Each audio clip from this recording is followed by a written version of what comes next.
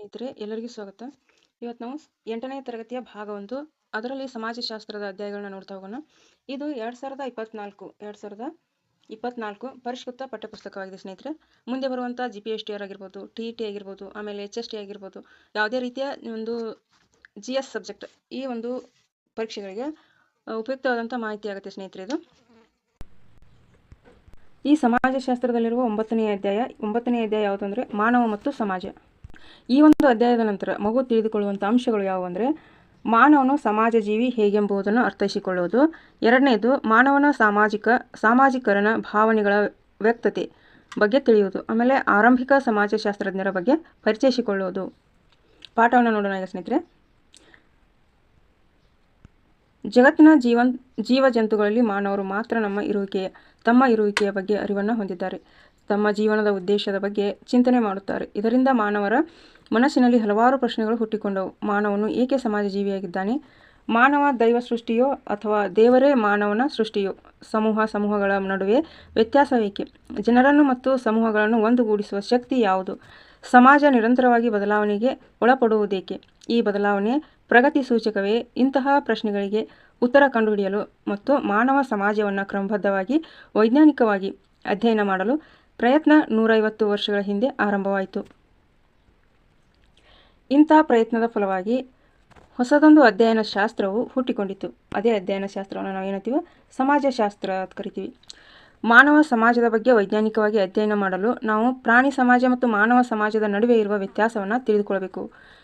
ಪ್ರಾಣಿ ಮತ್ತು ಮನುಷ್ಯ ನಡುವೆ ಇರುವಂತಹ ಒಂದು ವ್ಯತ್ಯಾಸವನ್ನು ತಿಳ್ಕೊಳ್ಳೋಣ. ಈಗ ಮಾನವ ಇತರ ಪ್ರಾಣಿಗಳಿಗಿಂತ ಭಿನ್ನ. ಹೌದು, ಅವನು ನಾಗರಿಕತೆ ಮತ್ತು ವಿಕಾಸದಲ್ಲಿ ಮುಂದುವರೆದಿದ್ದಾನೆ. ಮಾನವನು ಸೃಜನಶೀಲ ವ್ಯಕ್ತಿ. ಇದಕ್ಕೆ ಅನೇಕ ಕಾರಣಗಳಿವೆ. ಅದರಲ್ಲಿ ಒಂದು ಯಾವುದಂದರೆ ಈತನ ಕೈ ಬೆರಳುಗಳು, ಅದರಲ್ಲಿಯೂ ಹೆಬ್ಬೆರಳು. ಪ್ರಾಣಿಗಳಿಗೆ ಮಾನವರಂತೆ ಬೆರಳುಗಳಿದ್ದರೂ ಸಹ ಅವು ಅಷ್ಟೊಂದು ಸಹಾಯಕವಾಗಿಲ್ಲ. ನಾವು ಬರೆಯುವಾಗ ಗಮನಿಸಿದರೆ ನಮ್ಮ ಹೆಬ್ಬೆರಳಿನ ಪ್ರಾಮುಖ್ಯತೆ ಗೊತ್ತಾಗುತ್ತದೆ. ಎರಡನೆಯದಾಗಿ ಆತನ ನೇರ ನಿಲುವು ತನಗೆ ಒದಗಬಹುದಾದ ಅಪಾಯವನ್ನು ಎದುರಿಸಲು ಇದು ಅತ್ಯಂತ ಸಹಕಾರಿ. ಮೂರನೆಯದಾಗಿ ಮಾನವನ ಹಲ್ಲುಗಳು. ಇವು ಆಹಾರ ಸೇವನೆಗೆ ಪೂರಕವಾಗಿದ್ದು ಪರೋಕ್ಷವಾಗಿ ಅವನ ದೈಹಿಕ ಮಾನಸಿಕ ಆರೋಗ್ಯದ ಬೆಳವಣಿಗೆಗೆ ಕಾರಣವಾಗಿವೆ. ನಾಲ್ಕನೆಯ ಅಂಶ ಯಾವುದು ಅಂದರೆ ನಾಲ್ಕನೆಯ ಮತ್ತು ಅತಿ ಮುಖ್ಯವಾದ ಕಾರಣವೆಂದರೆ ಮಾನವನ ಮಿದುಳು ಅತಿ ಮುಖ್ಯವಾದಂಥ ಅಂಶ. ಈ ಮಿದುಳು ವಿಕಾಸ ಹೊಂದಿದ್ದು ಇದರ ಗ್ರಹಿಕೆ ಮತ್ತು ಕ್ರಿಯಾಶೀಲತೆಯಿಂದಲೇ ಇಂದು ನಾವು ಕಾಣುತ್ತಿರುವ ನಾಗರಿಕ ಸಮಾಜ ಸೃಷ್ಟಿಯಾಗುವುದು. ಮಾನವನು ಸಮಾಜ ಜೀವಿ. ಮಾನವ ಹೇಗೆ ಸಮಾಜ ಜೀವಿ ಅನ್ನೋದನ್ನು ನಾವು ನೋಡೋಣ. ಈಗ ವ್ಯಕ್ತಿ ಮತ್ತು ಸಮಾಜದ ನಡುವಿನ ಸಂಬಂಧ ಅನನ್ಯವಾದದ್ದು. ವ್ಯಕ್ತಿ ಮತ್ತು ಸಮಾಜದ ನಡುವೆ ಇರುವಂಥ ಸಂಬಂಧ ಎಂಥದ್ದು ಅಂದರೆ ತುಂಬ ಅನನ್ಯವಾದಂಥದ್ದು. ವ್ಯಕ್ತಿ ಇಲ್ಲದೆ ಸಮಾಜವಿಲ್ಲ, ಸಮಾಜವಿಲ್ಲದೆ ವ್ಯಕ್ತಿ ಇಲ್ಲ. ಆದುದರಿಂದಲೇ ಮಾನವ ಸಮಾಜದ ಸೃಷ್ಟಿ, ಸಮಾಜವು ಮಾನವನ ಸೃಷ್ಟಿ ಎಂದು ಕೆಲವು ಸಮಾಜಶಾಸ್ತ್ರಜ್ಞರು ಹೇಳ್ತಾರೆ. ಮಾನವ ಸಮಾಜವನ್ನು ಸೃಷ್ಟಿ ಮಾಡಿದರೆ ಸಮಾಜ ಮಾನವನನ್ನು ಸೃಷ್ಟಿ ಮಾಡುತ್ತೆ ಅಂತ ಕೆಲವು ತಜ್ಞರು ಹೇಳ್ತಾರೆ.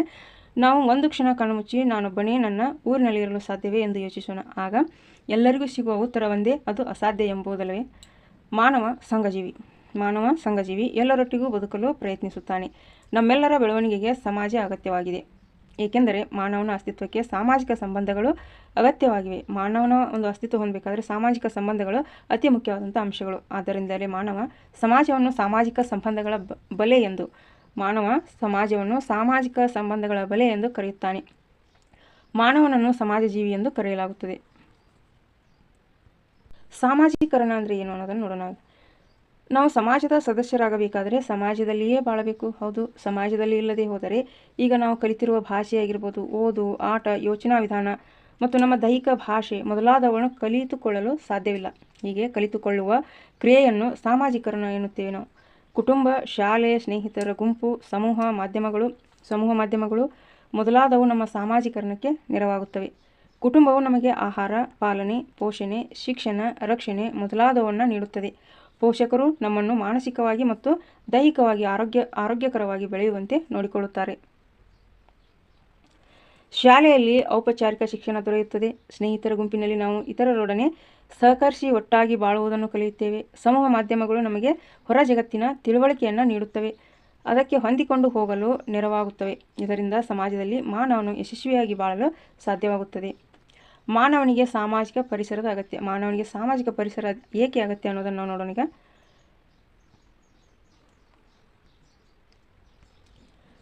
ಮಾನವನು ಸಾಮಾಜಿಕ ಪರಿಸರದಲ್ಲಿ ಬೆಳೆಯದೇ ಹೋದರೆ ತನ್ನಲ್ಲಿ ಮಾನವ ಗುಣಗಳನ್ನು ಮೈಗೂಡಿಸಿಕೊಳ್ಳಲಾರ.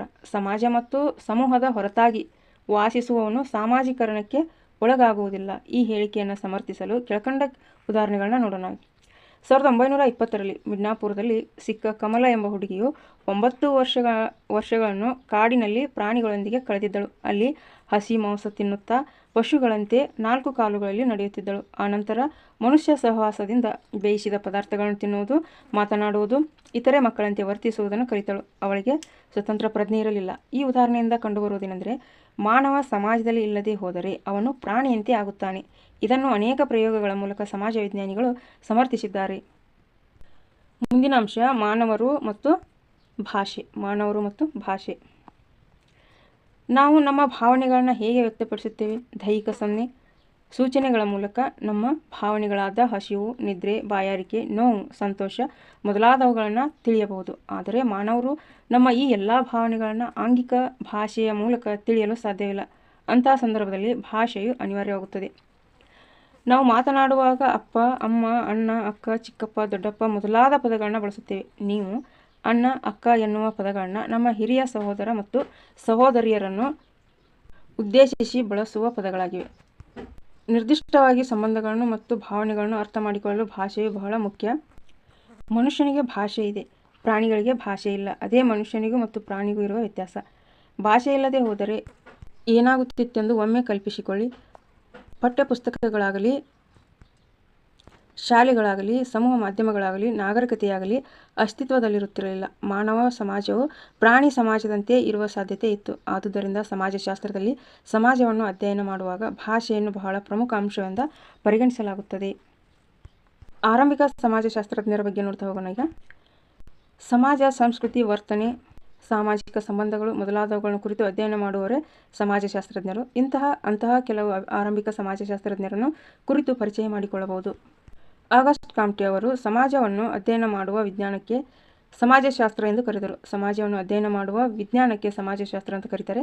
ಆದುದರಿಂದ ಅವರನ್ನು ಸಮಾಜಶಾಸ್ತ್ರದ ಪಿತಾಮಹ ಎಂದು ಕರೆಯಲಾಗುತ್ತದೆ. ಹರ್ಬರ್ಟ್ ಸ್ಪೆನ್ಸರ್ ಅವರು 19ನೇ ಶತಮಾನದ ಬ್ರಿಟಿಷ್ ಸಮಾಜಶಾಸ್ತ್ರಜ್ಞರು. ಬ್ರಿಟಿಷ್ ಸಮಾಜಶಾಸ್ತ್ರದ್ದು. ಇದು ಕೂಡ ಟಿಇಟಿಗೆ ಆಗಿದೆ ಸ್ನೇಹಿತರೆ ಪ್ರಶ್ನೆ. ಇದು ಕೂಡ ಟಿಇಟಿಗೆ ಆಗಿದೆ ಪ್ರಶ್ನೆ. ಅವರು ಸಮಾಜದ ವಿಕಾಸವನ್ನು ಅಧ್ಯಯನ ಮಾಡಿದವರು. ಯಾರು? ಹರ್ಬರ್ಟ್ ಸ್ಪೆನ್ಸರ್ ಅವರು. ಫ್ರಾನ್ಸ್ನ ಎಮಿಲಿ ಡರ್ಕಿಮ್ ಎಂಬ ಸಮಾಜಶಾಸ್ತ್ರಜ್ಞರು 19ನೇ ಶತಮಾನದ ಕಡೆಯ ಭಾಗ ಹಾಗೂ 20ನೇ ಶತಮಾನದ ಆದಿಭಾಗದಲ್ಲಿದ್ದವರು. ಎಮಿಲಿ ಡರ್ಕಿಮ್ ಯಾವ ದೇಶದವರು ಅಂತ ಟಿಇಟಿಗೆ ಈಗಾಗಲೇ ಪ್ರಶ್ನೆ ಆಗಿದೆ ಸ್ನೇಹಿತರೆ. ಯಾವ ದೇಶದವರು ಅಂದರೆ ಫ್ರಾನ್ಸ್ ದೇಶದವರು. ಇವರು ಸಮಾಜಶಾಸ್ತ್ರವನ್ನು ವಿಜ್ಞಾನವನ್ನಾಗಿ ಮಾಡಲು ಶ್ರಮಿಸಿದರು. ಮ್ಯಾಕ್ಸ್ ವೆಬರ್ ಅವರು ಜರ್ಮನಿಯ ಸಮಾಜಶಾಸ್ತ್ರಜ್ಞರು. ಇವರು ಅರ್ಥಶಾಸ್ತ್ರ, ತತ್ವಶಾಸ್ತ್ರ ಹಾಗೂ ಇತಿಹಾಸಗಳನ್ನ ಕುರಿತು ಅಪಾರ ಪಾಂಡಿತ್ಯ ಗಳಿಸಿದ್ದರು. ನೌಕರಶಾಹಿ ಮತ್ತು ಕ್ರಿಶ್ಚಿಯನ್ ರಿಲಿಜನ್ ಕುರಿತು ಸಮಾಜಶಾಸ್ತ್ರೀಯ ಅಧ್ಯಯನ ಮಾಡಿದರು. ಹರ್ಬರ್ಟ್ ಸ್ಪೆನ್ಸರ್ ಇವರೇ ನೋಡಿ. ಇವರು ಮ್ಯಾಕ್ಸ್ ವೆಬರ್. ಕಾರ್ಲ್ ಮಾರ್ಕ್ಸ್ ರವರು ಜರ್ಮನಿಯ ತತ್ವಜ್ಞಾನಿ. ಇವರು ಇತಿಹಾಸ, ಅರ್ಥಶಾಸ್ತ್ರ, ತತ್ವಶಾಸ್ತ್ರ ಮತ್ತು ಕ್ರಿಶ್ಚಿಯನ್ ರಿಲಿಜಿಯನ್ ಶಾಸ್ತ್ರಗಳಲ್ಲಿ ಅಪಾರ ತಿಳುವಳಿಕೆಯನ್ನು ಹೊಂದಿದ್ದರು. ಸಮಾಜಶಾಸ್ತ್ರದ ವ್ಯಾಪ್ತಿಯನ್ನು ವಿಸ್ತರಿಸಿದರು. ಭಾರತಕ್ಕೆ ಬ್ರಿಟಿಷರು ಬಂದ ನಂತರ 1914ನೇ ಇಸವಿಯಲ್ಲಿ ಮುಂಬೈ ವಿಶ್ವವಿದ್ಯಾಲಯದಲ್ಲಿ ಸಮಾಜಶಾಸ್ತ್ರವನ್ನು ಪರಿಚಯಿಸಿದರು. ಇದು ಕೂಡ ಟಿಇಟಿಗೆ ಪ್ರಶ್ನೆಯಾಗಿದೆ ಸ್ನೇಹಿತರೆ. ಭಾರತದ ಪ್ರಮುಖ ಸಮಾಜಶಾಸ್ತ್ರಜ್ಞರೆಂದರೆ GS Ghurye, MS Srinivas, AR Desai, Irawati Karve, SC Dube ಮೊದಲಾದವರು. ಇದು ಒಂದು ಅಧ್ಯಾಯ ಮುಗಿತು ಸ್ನೇಹಿತರೆ. ಈಗ ಟಿಇಟಿ ಮತ್ತು ಜಿಪಿಎಸ್ಟಿಆರ್ಗೆ ಇದು ತುಂಬ ಉಪಯುಕ್ತ ಸ್ನೇಹಿತರೆ. ಧನ್ಯವಾದಗಳು.